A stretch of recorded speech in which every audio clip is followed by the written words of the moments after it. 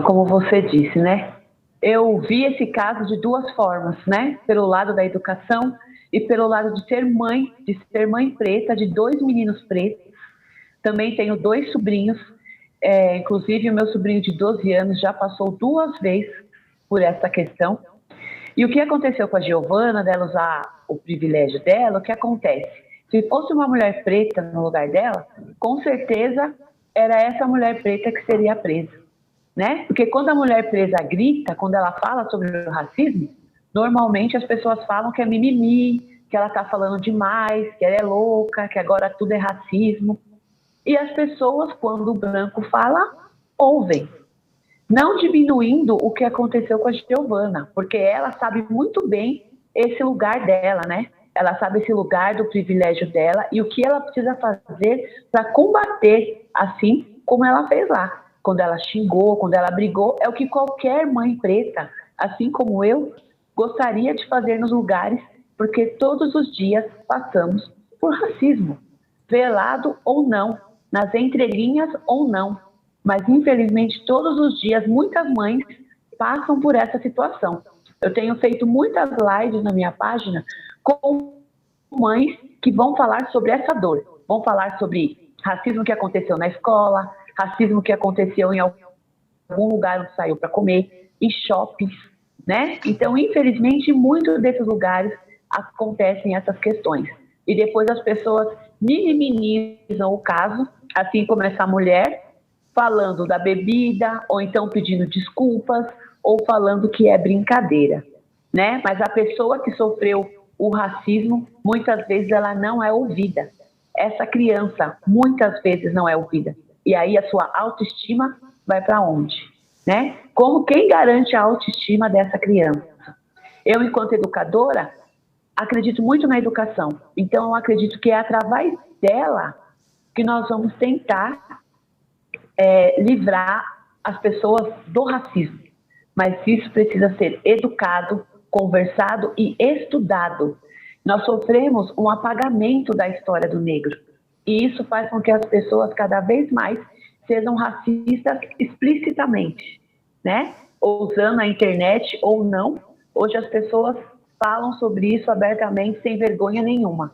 Porque chega numa delegacia, ou é injúria racial, ou então fala que não aconteceu nada, pede desculpas, pede uma fiança e pronto. Então, enquanto isso for minimizado, vamos continuar nessa luta.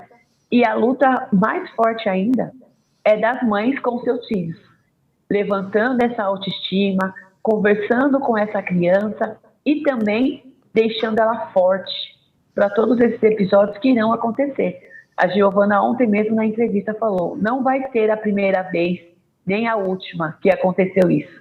Eu sei que eles ainda vão passar por isso por muitas vezes, assim como eu já passei, né?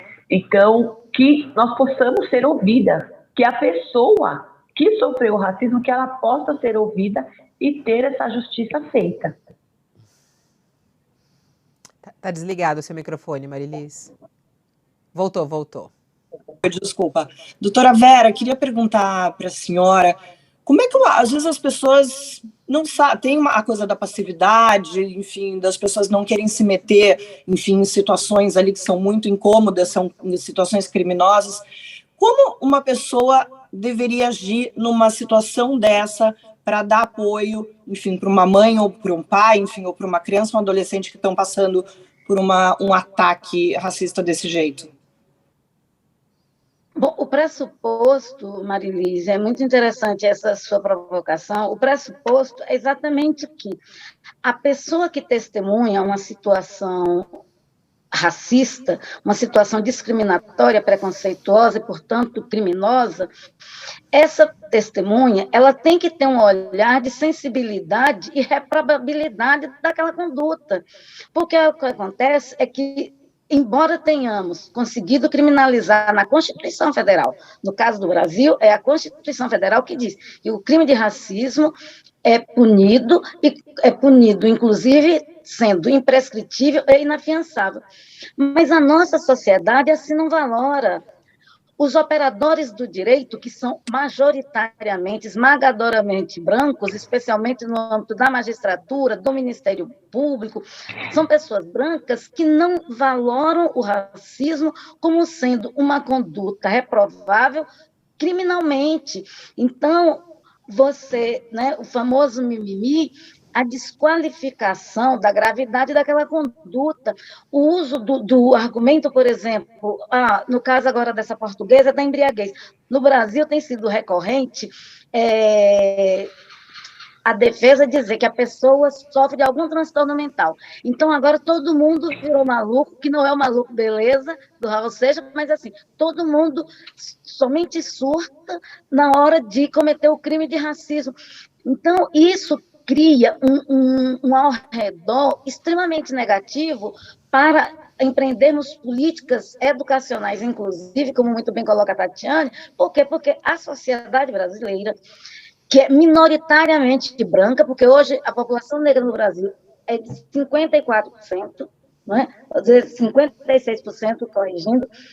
Então, só que não tem essa compreensão, não tem essa percepção. Então, de repente, você está no ambiente de um shopping, você está num restaurante e não vai querer estragar seu almoço de sábado ou domingo para se manifestar como testemunha do meu filho ou minha testemunha, porque aí você está vendo que eu estou sofrendo uma situação de discriminação racial, uma situação racista. E aí você não vai sair da sua zona de conforto.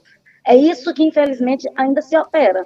E aí, quando eu chego no processo, não é como cidadã, quando eu chego no processo para a denúncia, você encontra primeiro a resistência do promotor, da promotora, que é branco, que é branca, de também não valorar que aquela conduta seja exatamente um crime, que aquilo não é tão grave assim. Então, vai te convencer a não fazer a queixa e ele deixa de oferecer a queixa-crime. E quando oferece, chega para o juiz ou juíza branco ou branca, que também não tem essa compreensão e essa percepção.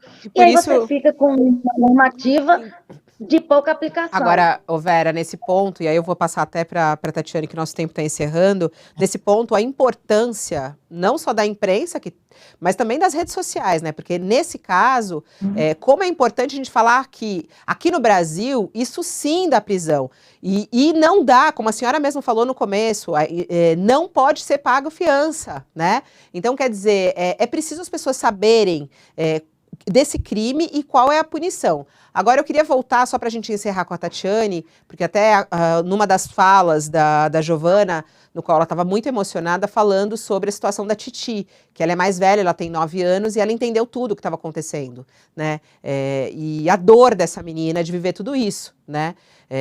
E os pais que são brancos, eles falam, a gente nunca pode entender o que é passar por isso, né? Eles têm a dor de ser pais, né? E verem os filhos passar por isso, mas ela não sabe exatamente a dor disso. E Titi vivendo isso. Como que é o acolhimento às crianças para que a gente possa acolher essas crianças e, ao mesmo tempo, dar força para que elas lutem nesse movimento antirracista, Tatiane?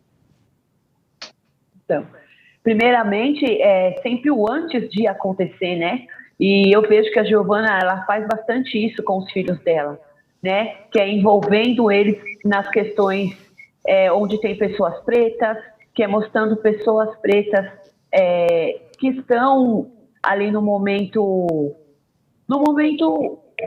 que seja uma pessoa que tem algo a oferecer para essa criança, que mostre livros para essa criança, onde essa criança se veja como referência, que tenha a representatividade. Então, ela vai fortalecer essa criança para o antes. E o antes, depois, o acolhimento, é claro, acolhimento de mãe, aquele abraço, é o falar, você é forte, você é lindo, você é especial, você pode. Essa força nós temos que dar o tempo todo para as nossas crianças.